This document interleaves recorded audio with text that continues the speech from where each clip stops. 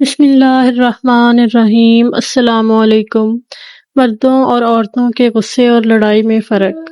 مردوں کے مزاج میں حرارت ہوتی ہے، اس واسطے ان کی ناراضگی اور غصہ کا اثر مارنے، پیٹنے، چلانے وغیرہ کی صورت میں ظاہر ہو جاتا ہے، اور عورتوں کی فطرت میں حیا رکھی گئی ہے، اس واسطے ناراضگی کا اثر ظاہر نہیں ہوتا، ورنہ در حقیقت ناراضگی میں عورتیں مردوں سے کچھ کم نہیں بلکہ زیادہ ہے، بس ان کو ایسے موقع پر بھی غصہ آ جاتا ہے جہاں مردوں کو نہیں آتا، کیونکہ ان کی عقل میں نقصان ہے اور ان کے غصے کے مواقع بھی زیادہ ہیں۔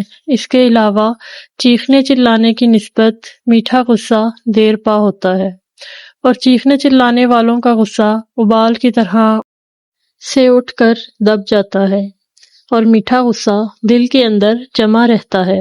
اس کو کینہ کہتے ہیں۔ کینہ کا منشا غصہ ہے، سو ایک عیب کو وہ غصہ تھا اور دوسرا عیب یہ کینہ ہے۔ میٹھے غصے میں دو عیب ہیں، کینہ میں ایک عیب ہے، جب غصہ نکلا نہیں تو اس کا خمار دل میں بھرا رہتا ہے اور بات بہانہ اور رنجیدگیاں پیدا ہوتی چلی جاتی ہیں۔ کینہ صرف ایک گناہ نہیں ہے بلکہ بہت سے گناہوں کی جڑ ہے، اور کینہ میٹھے غصے میں ہوتا ہے۔ میٹھا غصہ عورتوں میں زیادہ ہوتا ہے تو عورتوں کا غصہ ہزاروں گناہوں کا سبب ہے۔